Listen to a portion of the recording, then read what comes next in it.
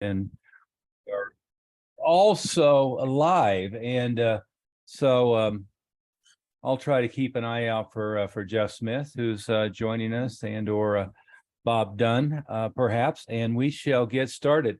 Hey, let's introduce ourselves. I see some familiar faces on here, and a lot of people are going to be.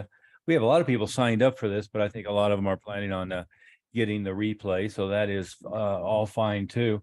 But for those who don't know, I am Stephen Oliver. I have, let's see, I don't know how long a bio, since I think most people on here will know who we are, but I started running martial arts schools in 1974. I hate to age myself at that level as a remote branch of the Junior Institute in Tulsa, Oklahoma. Ended up moving to Washington, D.C. and working directly at the Junior Institute, which at the time was the #1 organization, as far as I know, in the world, a multi-million-dollar martial arts organization, where few or far between. Back then, they were running a multi-million-dollar. At the time I was there, 9 locations. They ended up at 13 locations, I believe. Maybe I have my timeline wrong. But then I moved to Denver in 1983 and opened 5 schools in 18 months, 6 schools in 30 months, and was running my own multi-million-dollar organization by the time I was 25. What do we do? Ask me. I think we did the inflation adjusted on those numbers, and it turned out to be the equivalent of 4.5 million in today's terms, something like that. But we've been at the very high end, elite coaching and consulting with martial arts schools now since, well, what I wrote the first book on internet marketing 20 to 23 years ago, and we've stayed leading edge on that. You're on the bleeding edge of what's working online, websites, Google, et cetera. We're on the bleeding edge of what's working on social media or not working on social media, as well as working with, we went through the list recently. We bought a list of schools that were over $500,000 and over $1 million. And I literally found 80% of the list were our clients that were on the list of over $1 million. So, but that doesn't mean, I mean, we have a lot of schools that we start working with when they're 12, 15,000 a month. We're even debating some strategies for schools that are a little smaller than that to help get them up and running. But our sweet spot seems to be take a school that's 18 to 27,000 a month, get first step, get their net to be what their gross is. And then next step is get them over $500,000 revenue. Next step is get them, moving towards or at. There's Bob. There's Bob. Having some technical difficulties there, Bob. Having technical difficulties. My computer's giving me a little bit of a hiccup this morning. So, anyways, I'm on the phone. And Bob is wearing his quote unquote lucky shirt. Greg, I don't know if you know the story about his lucky shirt, but he was wearing that shirt when he closed like 4 deals in a row. And then he said, "Oh, that's my lucky shirt." And he mailed me the lucky shirt, and then all 4 of the deals fell apart. And I decided it was the unlucky shirt and refused to wear it after that sequence of events. And if either of you guys see Jeff Smith pop in, let me know. I had as you might expect, Master Moody. And by the way, I've got to talk to you about scheduling for our second of 3 meetings today. I'm going to be gone after the first hour, if that works for your schedule. And yes, Master Smith is going to be over in, I think he's in San Jose meeting with Joe Corley, and he are meeting with Scott Coker today, who's an old friend of ours. He's one of the top fight promoters, organization people in the world. So quite a good guy. But our relationship with Scott Coker, as an aside, goes back to he was the an original member of the West Coast demo team with Ernie Reyes. So I've known Scott since 1980, probably many years ago. But here was my priority for us to start outline wise, and it's no surprise here for you, Master Moody. Make sure I get the right one. I think this is the right one. Does that say priority order implementation for kickoff 2023? Yes, it does, sir. It's not the local Chinese menu or some other irrelevant or embarrassing thing. What was the worst one? I had like basically naked models on my background, and that ended up being what we shared to everybody. It was not the right screen. But we don't have to recap that. But this was my outline for today, and frankly for the month. If what we've been working on with very high level schools, but this is really more oriented towards our new ones than it is towards our more established ones. Other than, I guess, point one. On point one, what you will find is the bigger you get, the more you're dependent upon staff quality, staff training, the ability to supervise. To quote Zig Ziglar from years ago, you know, if you don't inspect what you expect, you have to inspect what you expect. That's the way you get respect.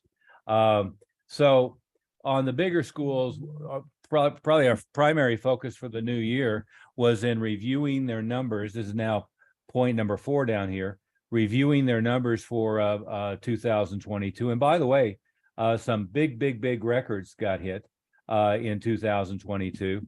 And Mass Moody and Mr. Dunn, it might be fair to say that our members fall kind of into 2 categories. We have schools that we were working with pre-pandemic, that during the pandemic, in almost all cases, I won't say 100%, that would be an untrue statement, but in almost all cases, what would you say, 75, 80%, they either held steady or were up as much as a third. I think the highest number that I have top of my head right now was up by 35%. A number of schools were up 10 or 15 or 20%. I remember Tim Harrison is one of those that I remember us laughing at in the second quarter of the pandemic shutdowns. He was pissed off that he was off his goals because he was only up 5% and wanted to be up 15 or 20%. And we actually spent a bit of time laughing at him of, you know, half the industry just went out of business and you're pissed off you're only up 10%.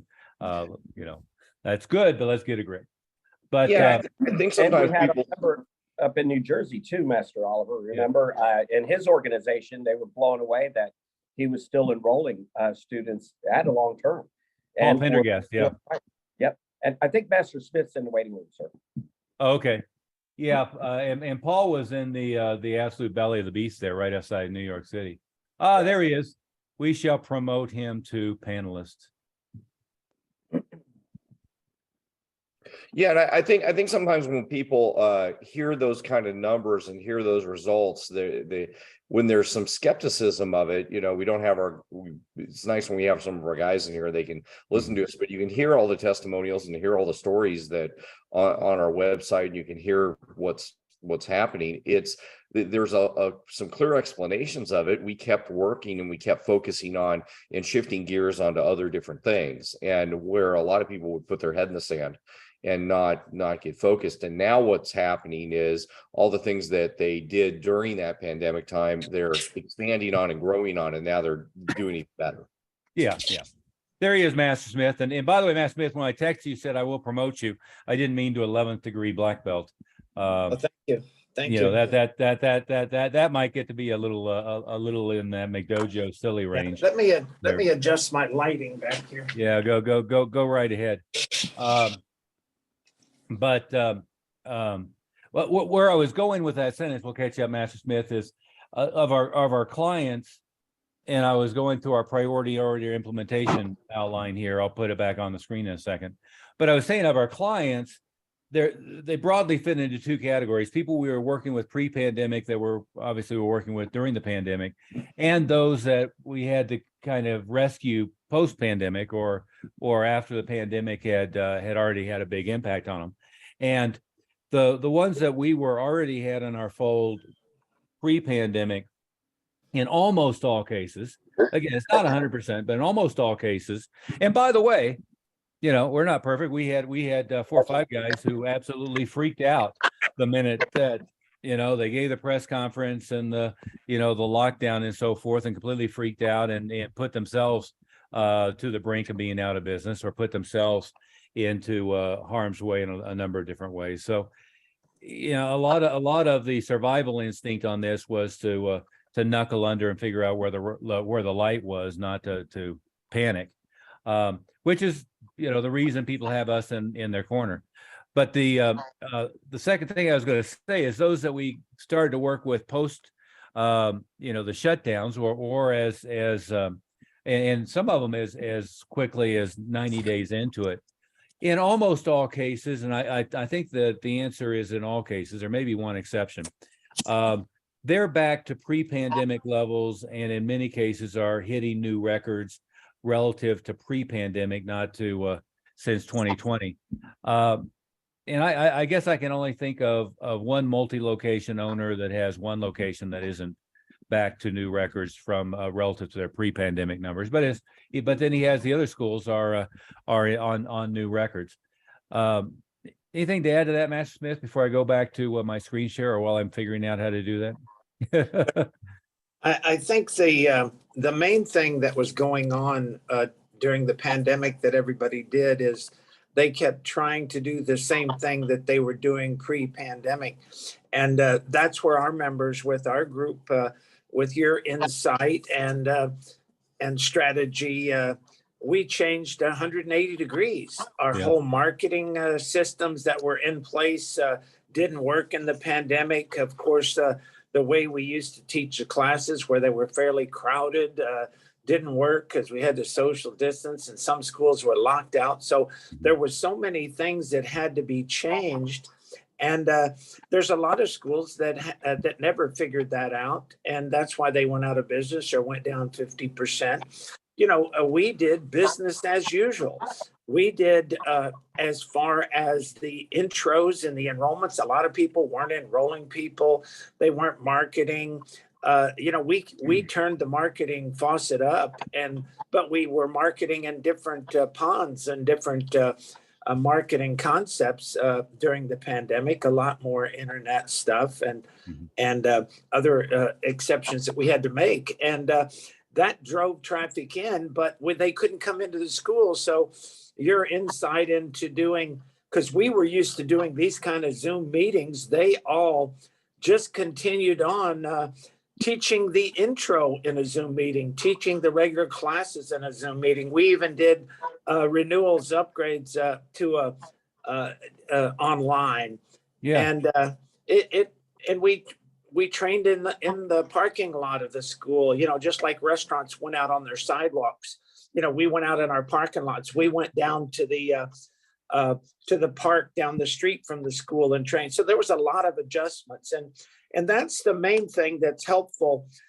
Things don't always go as according to plan. And when you're out there all by yourself and you don't have anybody to help you, when things go bad, you don't know what to do. And that's why having a team, like Master Oliver and Master Moody and Bob Dunn and our whole group of members, we share information and help each other. And, and we always say just between Master Moody and Master Oliver and myself, we have almost 150 years of martial arts knowledge. And I will admit that most of that falls on my plate with the age years. We'll give you a lot of the age part, sir.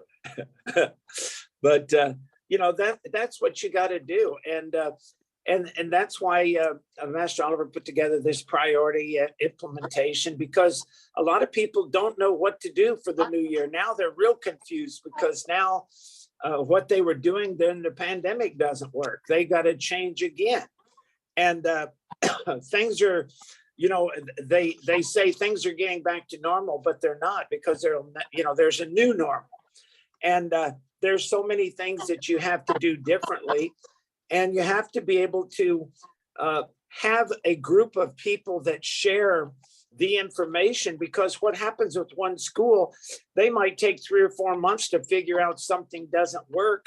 And then they've got to regroup and try something else. And they don't even know if that's going to work. With our group, these systems are proven because we have, almost 100 schools that are trying all of this stuff and doing it. And we get instant results and know exactly what's working. And so, it's always better as a team effort and having a group of peers that you can share your problems and your successes with, because we start duplicating and we start copying what somebody else is doing that's working.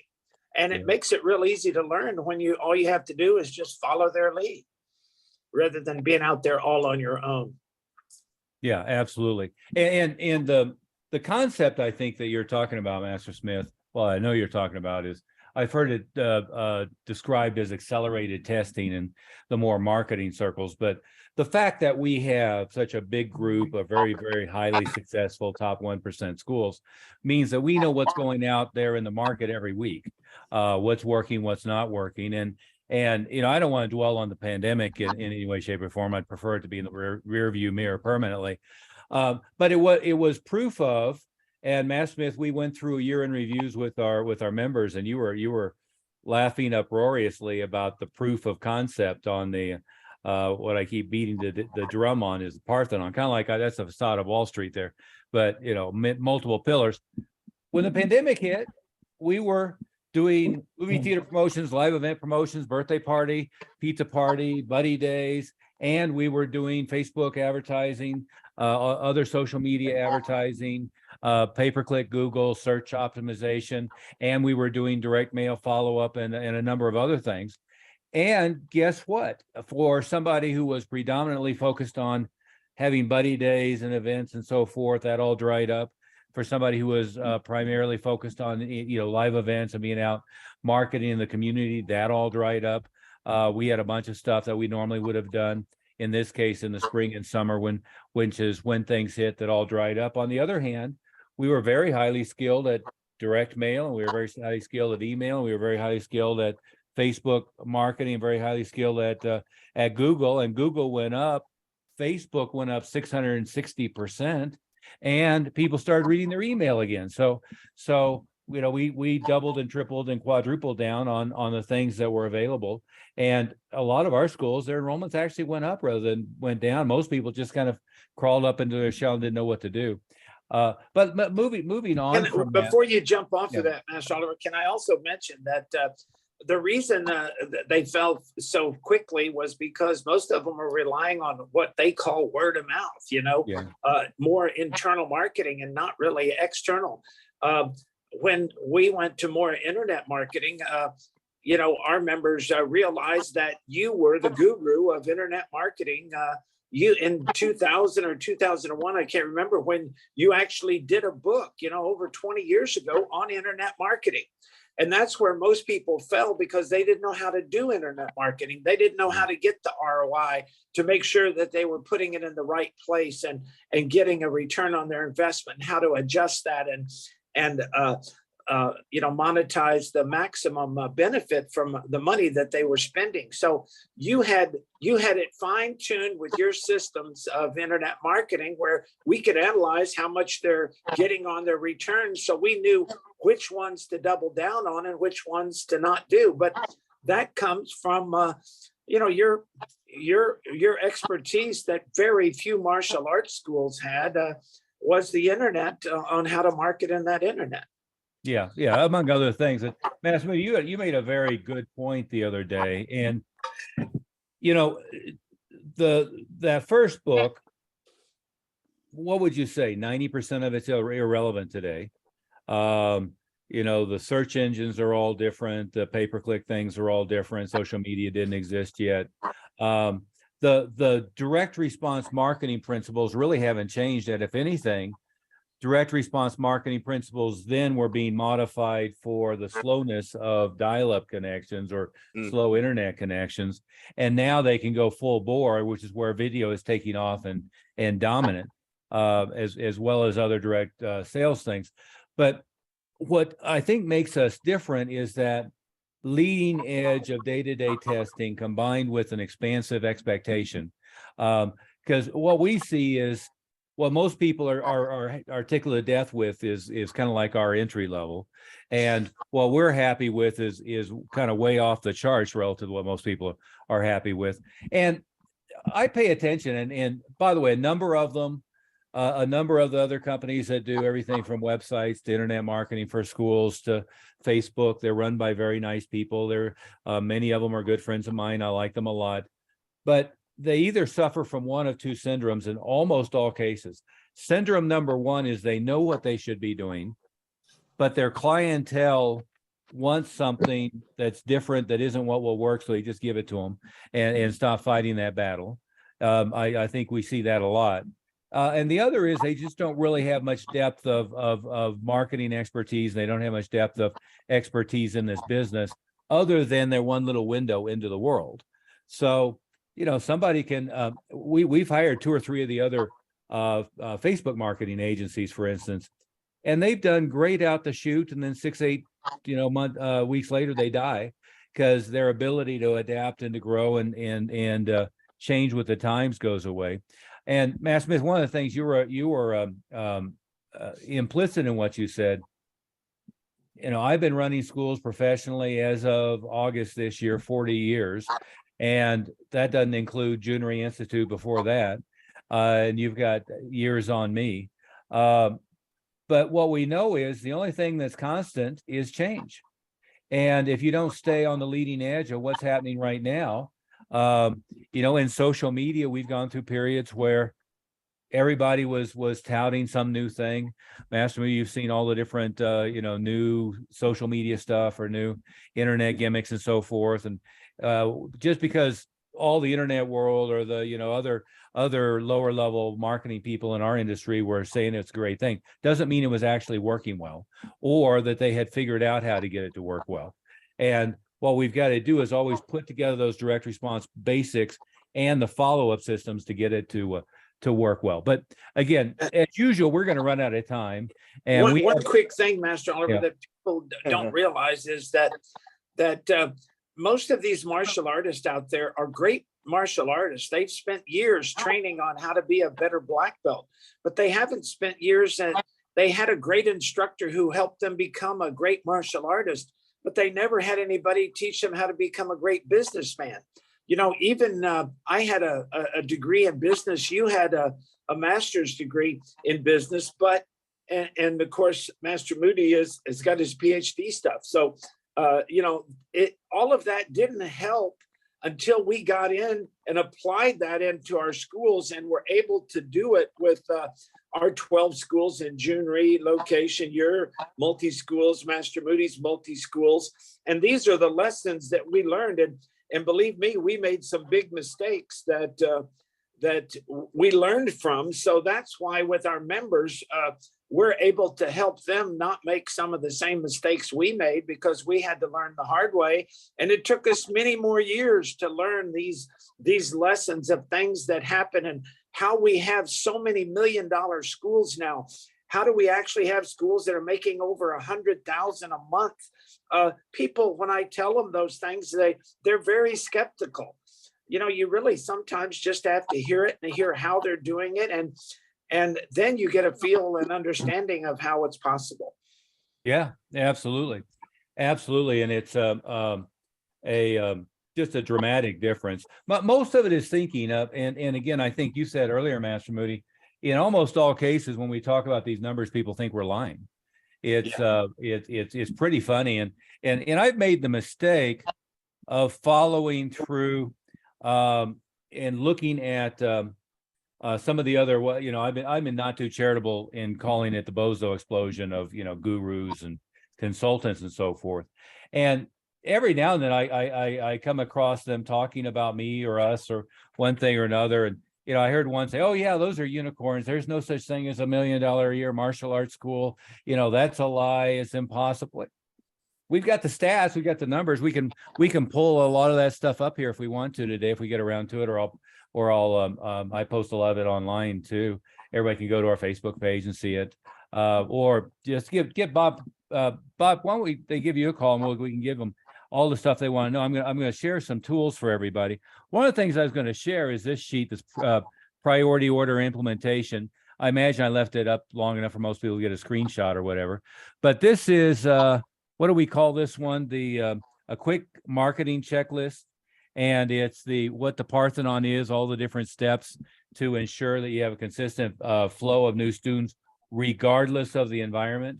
So our schools that were implementing this pre-pandemic ended up during the pandemic rather than down during the pandemic. Schools who are implementing this are they're not I guess I would be right in saying that I was getting ready to misstate, but they had a record start to 2023 already, as far as the enrollment flow, because that's our focus. And they had a record finish to 2022 with almost all, not all, to be fair, but almost all having record cash numbers in November, December. Their best cash month of the year, November, December, and their best enrollment for last year. Another thing I'll share is a report I did with the kind of funny title of Sure Ways to Shoot Yourself in the Foot and Derail Progress.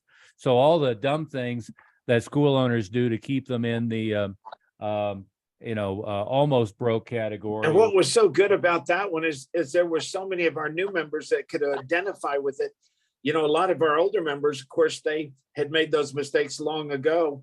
But, not to underestimate that sheet that you put up before, the checklist. A lot of our members would go through the checklist and, they didn't know how to do some of that stuff. And that was the advantage of training with us, that we were able to show them all those. And the ones they knew, they implemented right away. The ones they didn't, we would hand carry them and show them in details on how to implement and do those. So it's sometimes not just knowing what to do, but it's knowing how to do it. And that's where our group is so helpful. Yeah. But anyway, let's get back to our priority order implementation. Basically, there's 4 points, and we've already been talking a little bit about point 3. And again, I can go back to sharing the screen on some of this stuff if it's helpful.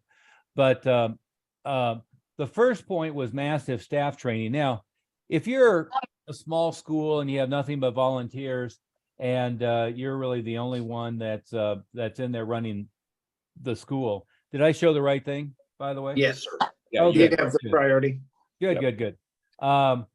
I know that doesn't resonate with you as much, but I've got to tell you, even if you're, the only person that's on staff and you're in there running the school yourself with a whole bunch of students who volunteer, you should do a little Black Belt University and do a leadership training a couple of weeks with all of your volunteer staff and teach them about student retention, teach them about the renewal process if you have one, teach them about the importance of growing the schools, sharing the benefits of martial arts, methodologies for doing that, teach them about how they should be interacting with students effectively, how they should be interacting with students to generate referrals, how they should be interacting with students to improve retention and so forth.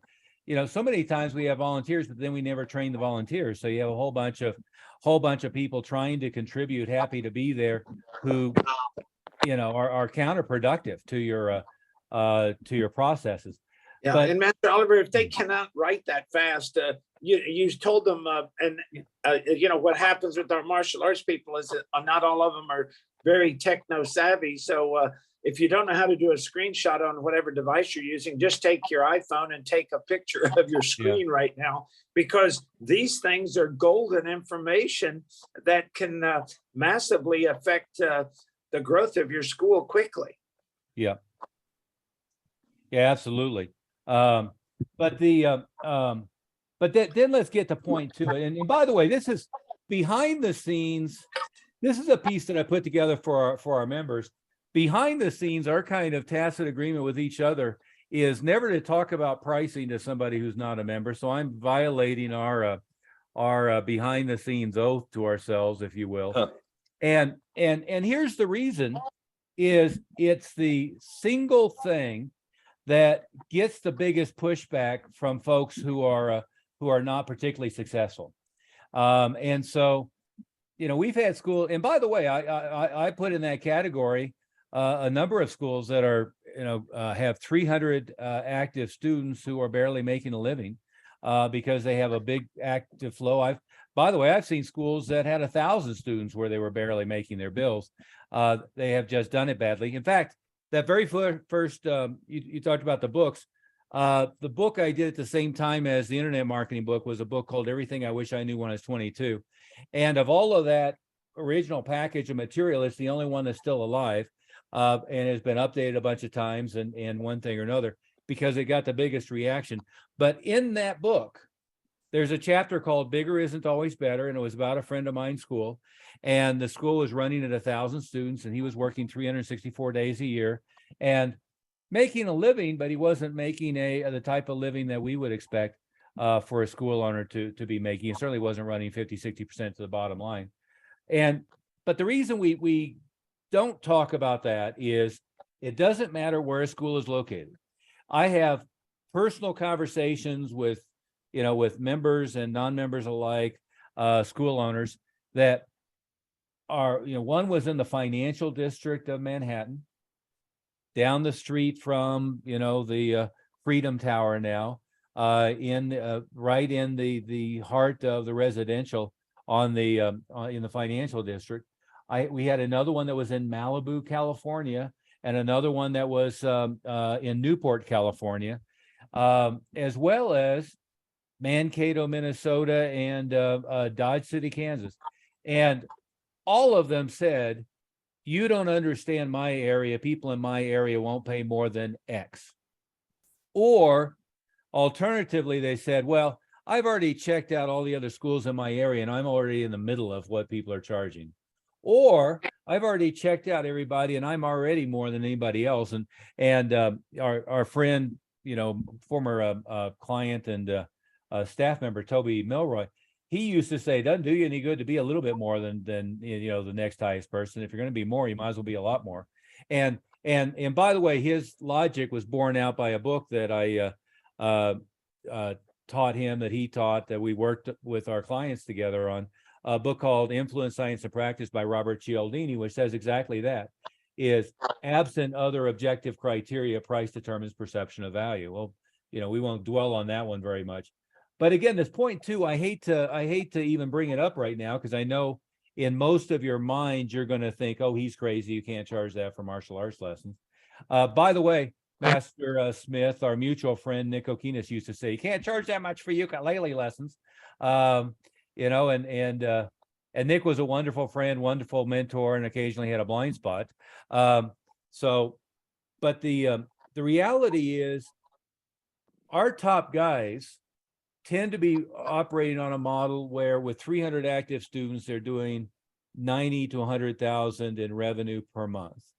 And it's not just about you double or triple your prices on new people. It's much more sophisticated and complicated than that.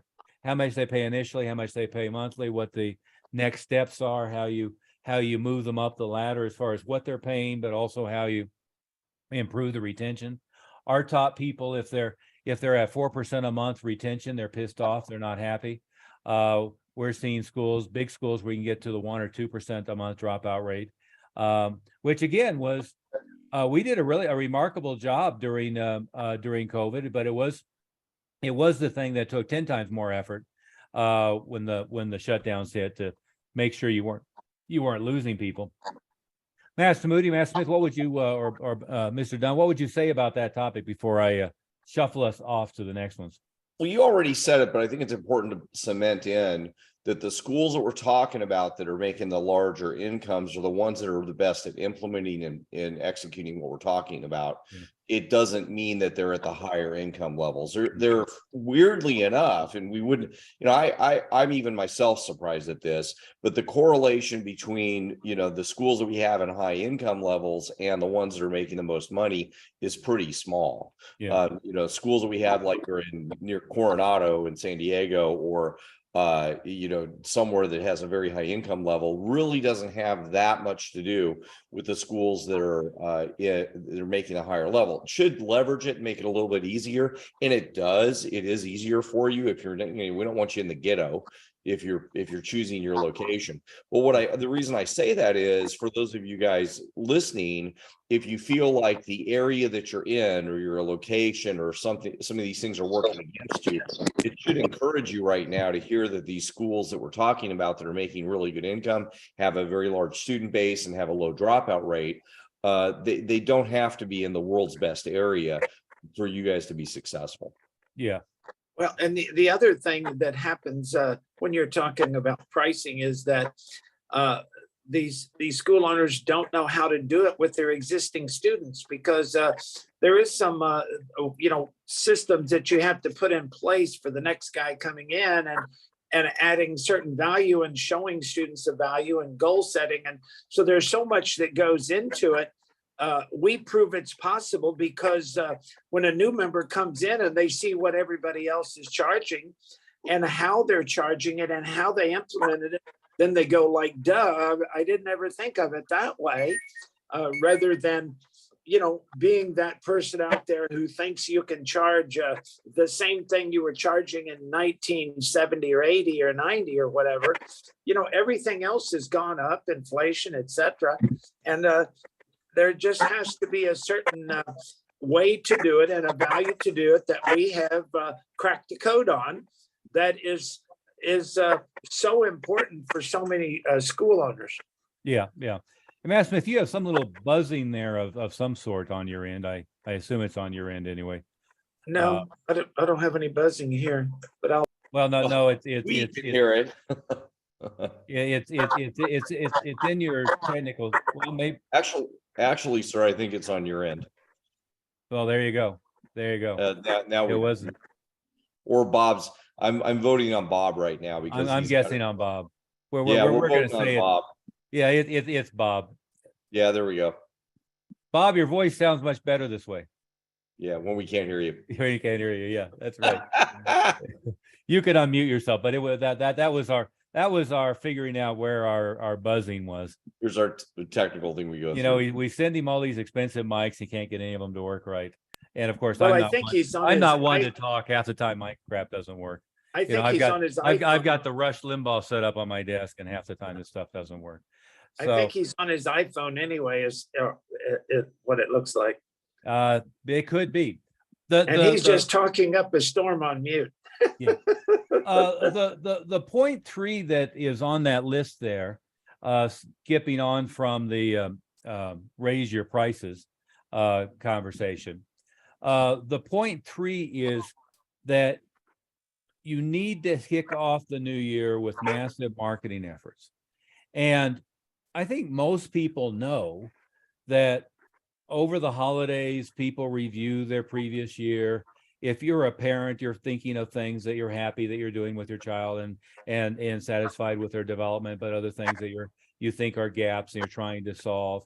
Possibly they finished up whatever activities they were on in the fall semester or fall quarters, and they're looking for some new activity. If you're an adult, it's why the fitness centers are just packed, for approximately 3 weeks, and then they go back to normal. But people are setting resolutions on feeling more confident, on losing weight, being in better shape. I think we all know intuitively and on, if we think about it, that January is best time of the year to do enrollments for us. And, there are several peak times. I mean, we've been doing great in what people think are off times, like July as well. But I always focus a ton of effort into back to school into January. And January, I really am thinking of first quarter, January, February, March. But the way to start off the new year is to make sure that the first week of the month, of course, that was last week, but the early piece of the month, you have a lot of stuff going on. And it doesn't matter whether it's Instagram, Facebook, TikTok, any of the other current social media stuff, Rumble, YouTube, or whether it's traditional approaches and activities.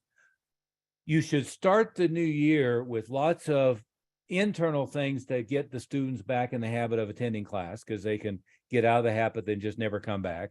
You should start the year with a lot of internal referral events, and by that I mean buddy nights and self-defense days, and as well as birthday parties or pizza parties. You should have a flurry of activity going on as early in January as you can get it kicked off and promoted well. But also, is what was on my list there was double and or triple and or quadruple down on your pay-per-click budget, double, triple, quadruple down on your media budgets online, for instance, Facebook, Instagram, etc. Double, if not triple down, quadruple down. And if you haven't done it before, do a bunch of direct mail. And that's a topic in of itself. With our high level members, we spent Master Moody on Tuesday about an hour on that topic. But what you want to do is, I always took basically the equivalent of 3 months marketing budget and put it into January.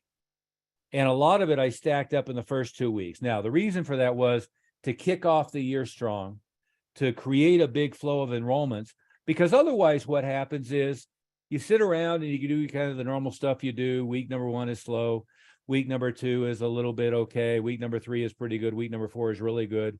And by the time you're done, you had a really strong week or two and you really mediocre month. It should be the opposite of that. This should be like the best month of the year for enrollments. And the first quarter, I believe, should always be your best quarter of the year. Not that you can't do a lot of other stuff. Master Smith, we've seen several of our clients, even those who are relatively new, who are struggling with their enrollment flow, using our famous pet term of drinking from a fire hose recently. Do you have a couple of those examples on the tip of your tongue? No, I'm not sure. Say that one again for me. We've Some had examples. a number of our members just this week recapping our pet term of drinking from a fire hose, having just a tremendous start to the year. Well, especially some of our new members, our existing members don't have that problem because we taught them how to do it. And anytime a new member comes in and he hears us say that, he has no idea what it means. And what happens is when sometimes somebody thinks that they're doing the intro enrollment process correctly because they have a pretty good closing rate, because all the people that they're getting, the new people that they're getting are referrals, or they're calling them. But when you go out and you do massive marketing, you're getting a lot of traffic, and it takes a higher fine-tuned level of process of going through the intro and enrollment and how to schedule them, because they're used to doing a few intros a month. Well, during our drinking from the fire hose, when we implement all this marketing stuff, these guys will be getting 100 intros in 1 month, or 50 or 60 intros in 1 month is very common. And when they're only used to doing 20 or 30 over the whole month, that's only 1 or 2 a day.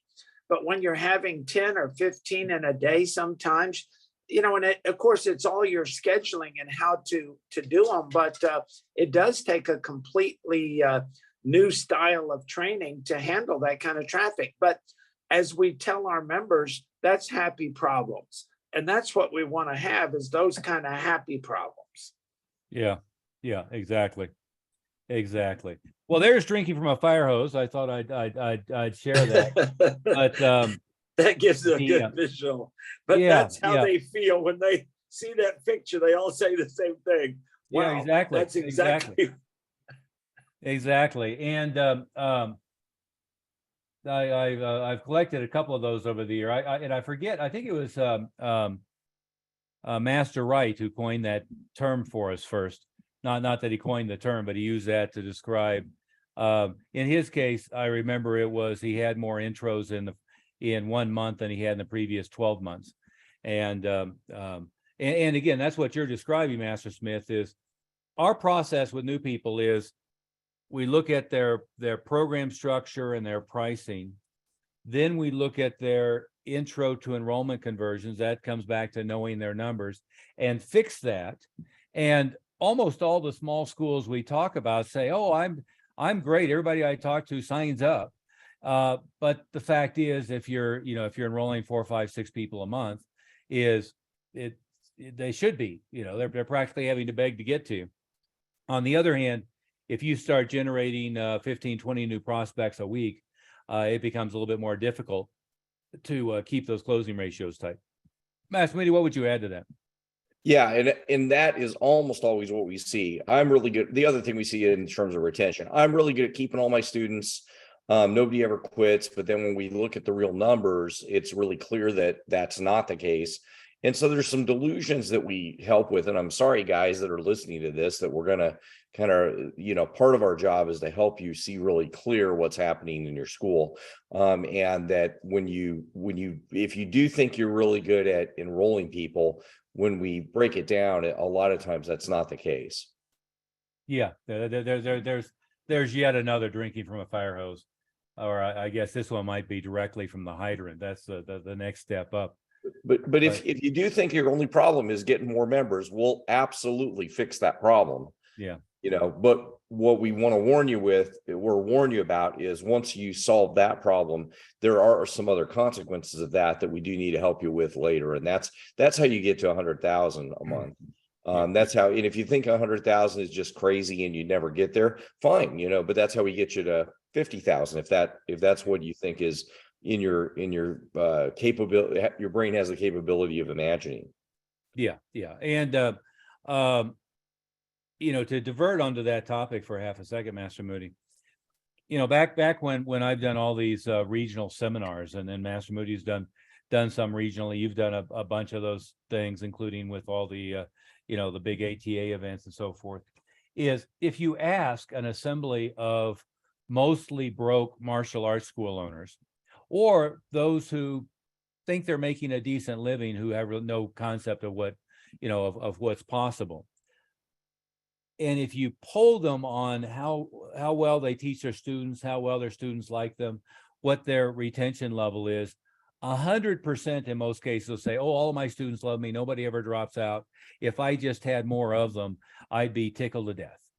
And, you know, there's a cognitive behavioral therapy, cognitive distortion for this. It's not coming to me on the top. I've got a bunch of Post-it notes on my cheat sheet on the cognitive distortions poster on my wall here, Master Moody. And so I'm not pulling the term of what that is immediately, but it's a cognitive distortion. What it is they're only talking to people who are in their face that love them, and they're not paying attention to how many people are dissipating. And if you look at those same schools, what we will find is they started the year with 200 students, they enrolled 200 students, and they ended the year with 200 students. And so statistically, they're turning over their entire school every year. And in fact, what's happening is they're producing some very loyal and excited brown and black belts, a fairly small trickle of them. And almost everybody is dropping out somewhere between white belt and green belt. And, you know, I got to the point where I was asking people on the little seminar thing, and I was using the example first of Harvard's graduation rate, and, you know, different Ivy Leagues. And I figured out one I was academically interested in that their eyes were glossing over. And then I shifted it to saying, who in here thinks you have a better graduation rate than the worst public school system in North America? And at the time, the worst public, and they, by the way, they've made some improvements since, but the worst one in the country at the time was the Detroit public school system. And they had, I believe at the time, a 35 or 40% graduation rate from high school. And I rarely found anybody in the room that was graduating anything approaching 35, 40% of people they enrolled to black belt in 4 years. And of course, high school is 12 years. So, I mean, it doesn't even extrapolate side by side. And so everybody thinks their retention rate is great, but it is a distortion. It's wrong.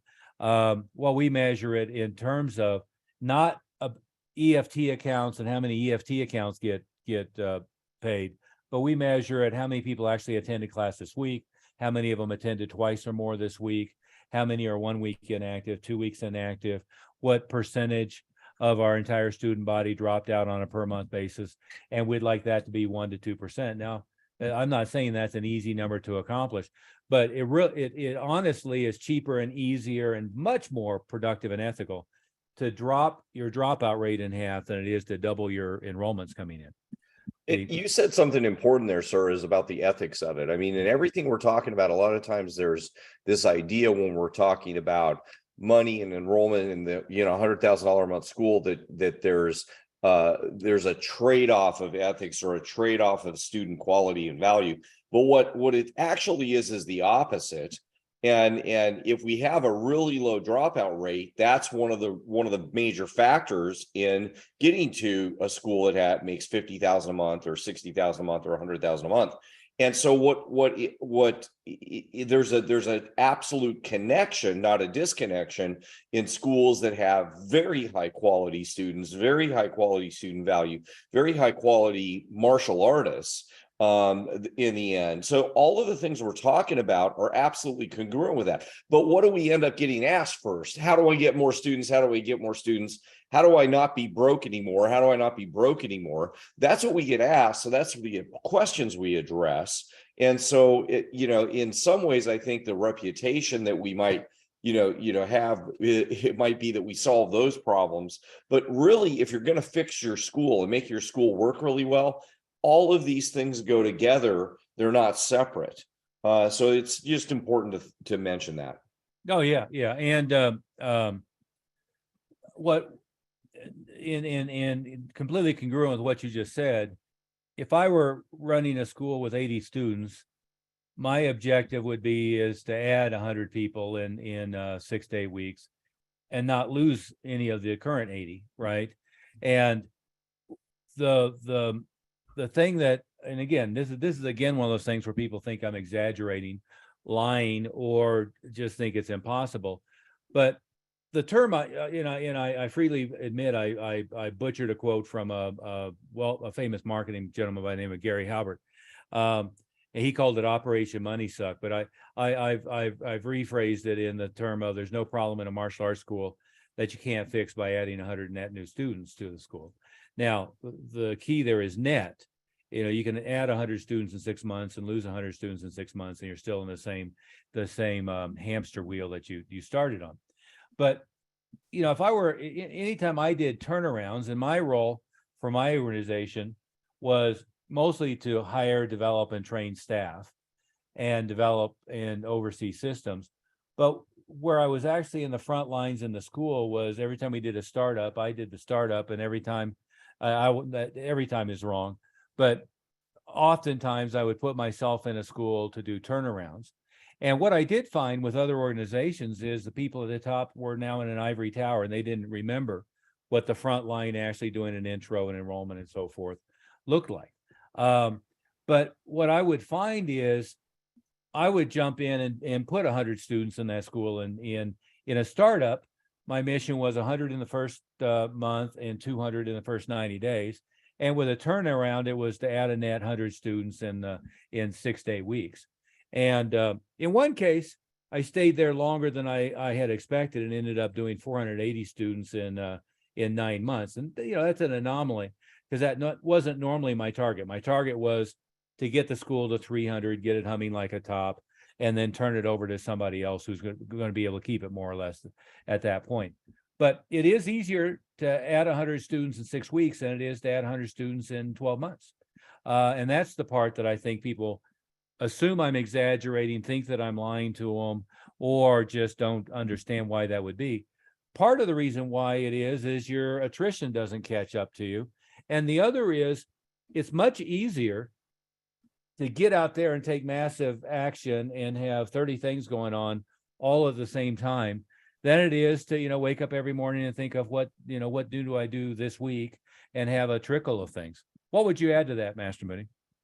Yeah, no, it's exactly right. It's to have everything planned and have an expectation that we're going to get 20 members, have a plan to do that. And that's what we help you with. You got to have a starting point. And I think for a lot of people, they get to us and they've never gotten this type of lead flow. They've never had this type of enrollment process, just out of the ordinary form. Why is it out of the ordinary? Well, because they learned to be a martial artist, they learned to be a black belt, they learned to be an instructor. Somebody told them it was a good idea to open a school, and they followed the same rules that their instructor did before. Yeah. So it makes perfect sense. Well, that what you were talking about, Master Oliver, with the net enrollment, that's a big plus, because most schools never even calculate that. They have no idea what that is and why it's important. But we know schools that say, oh, I have pretty good enrollments. I have 15 or 20 enrollments a month, and then they think they're doing well. But we ask them if they have how's their retention, and they go, oh yeah, our classes are full. But when they actually track it with the numbers, and they actually put by tracking attendance on a daily basis for a monthly basis, and then you see how many you start the month with and how many you end the month with, and they realize that the number stays the same. And that's why January of 22, some schools have had 200 and something students. And then January of 23, they have 200 and something students, and they lost 200 students or 250 or 150, whatever they got. So that whole process of learning how to keep stats will tell you the actual numbers, not just what you say your guesstimate is. And that's what most school owners do. They don't keep good statistics, so they have no idea how many leads they get out of those, how many make an appointment, and how many do an intro, enroll, et cetera, and how many drop out. So you have to track that stuff, and those numbers don't lie. Yeah. Well, and that was our fourth point, and I want to wrap us up on time for a change. But I want to remind everybody, we've got several free gifts for everybody who is on the meeting.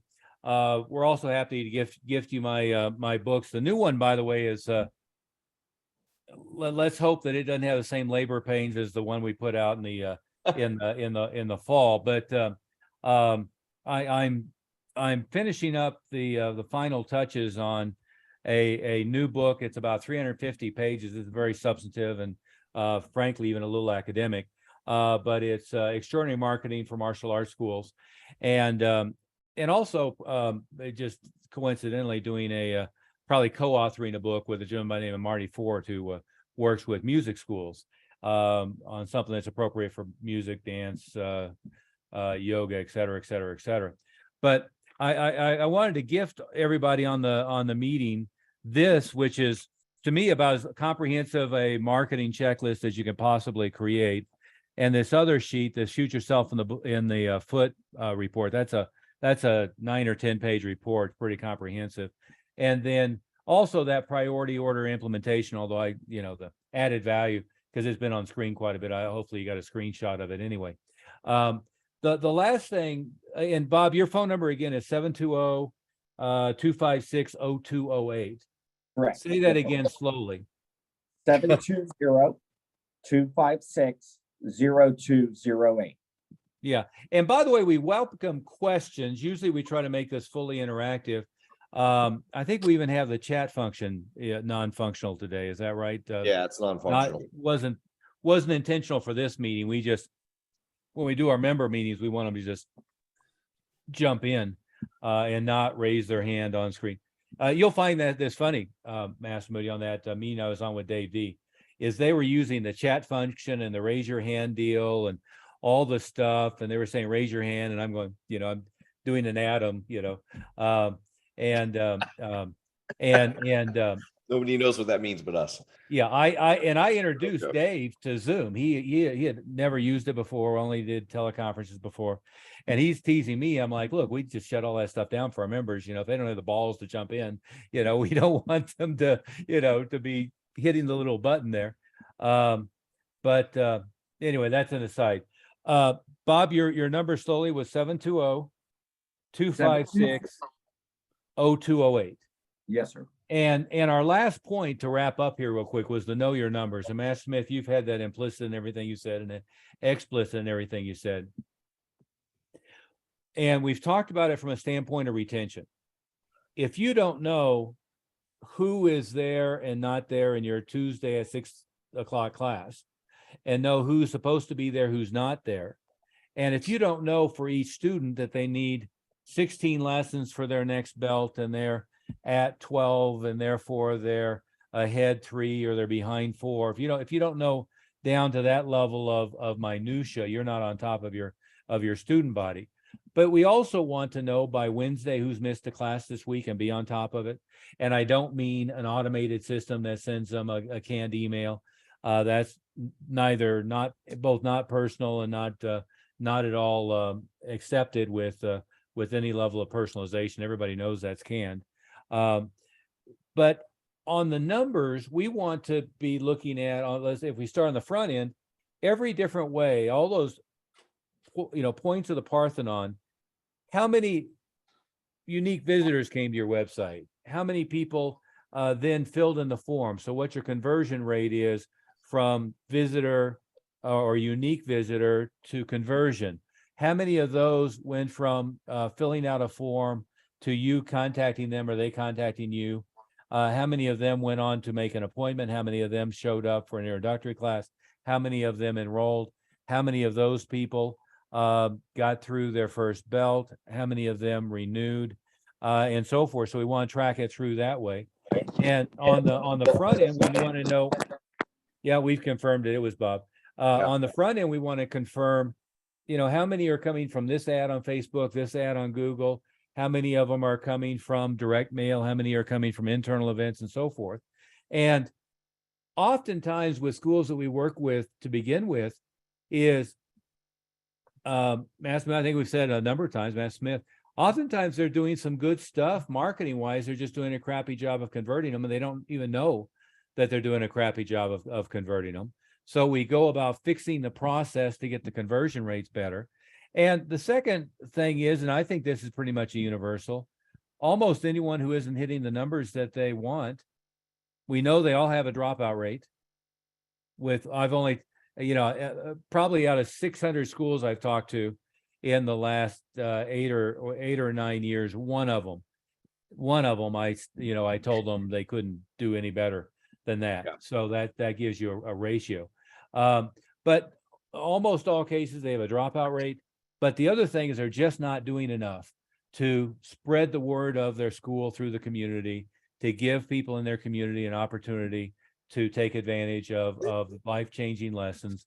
And they're not building enough momentum with their team to get them excited about coming into the school and getting engaged in the school.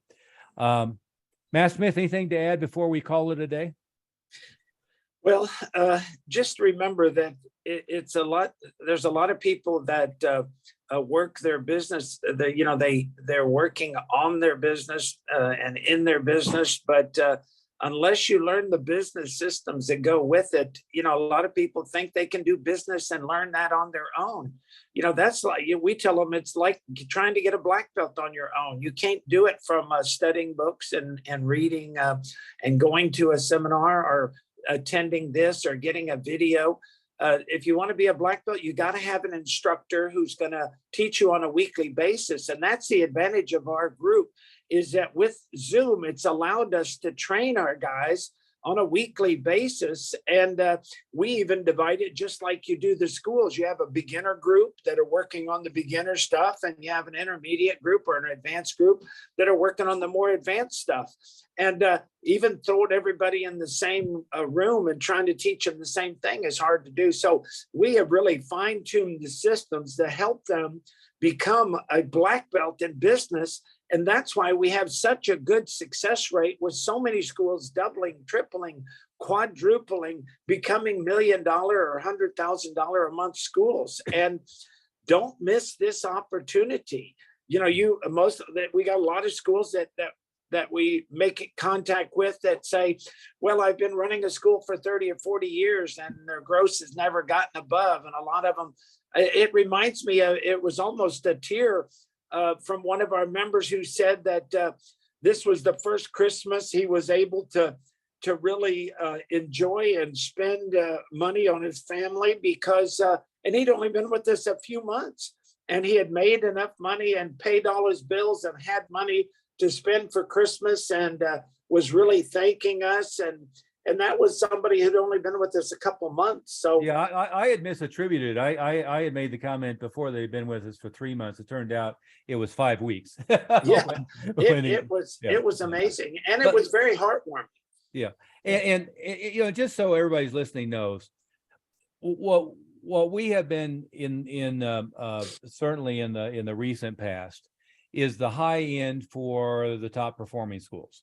And generally what it is we have 3 tiers of schools coming in to work with us initially. We have schools that are over $1 million a year. Now, frankly, coming in the front door, the ones over $1 million tend to be multi-unit locations. From our client base, I don't know what it is now, 12 or 15. We have a number of single schools that are grossing 100, 110, 120, 130, 140 thousand a month, running 50 to 70% to the bottom line net. So running $500,000, 600, 650, 700 net. Of those schools, but what I was going to say is the second tier are schools that are $500,000 to $1 million when we start to work with them. And then we have the third tier is more or less 200 to $250,000. It's a little fuzzy there, but let's say $250,000 a year to $500,000 a year. And our mission is within the first 6 months, worst case, 12 months, to push them over $500,000, because that's really where we start at the highest level. One of our considerations, and we will in all likelihood pull the trigger on this in the next 90 days, is to create a bottom tier where we are going to accept some schools that are under $250,000 only if they can commit to us that they're willing to jump in and go for massive growth and to move to those next levels. Because really where we want to have a mastermind team of top performing schools, all of which are at a minimum of $500,000. So if you have a school that's 80 students, under 10,000, in the past, we would have said, well, here's a couple tools, go learn about that stuff. And when you get to 15, 20, 25,000 a month, give us a call. If you want to be considered for that, what are we going to call that, Mr. Dunn? I keep trying to promote you there, Bob. Our apprentice program. If you want to be considered at apprentice level, we're only going to take a few people in at that level. And Master Moody, as you've pointed out many times, we don't want a ton of clients. I mean, there certainly are people out there that, anybody who can fog a mirror and whose credit card will clear, they'll take. We're very selective on who we take.